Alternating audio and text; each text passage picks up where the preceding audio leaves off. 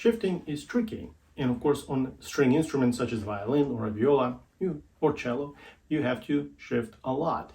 So might as well learn how to do it as best as you can. This book offers great insight and great exercises on how to master shifting and improve your already existing shifting technique.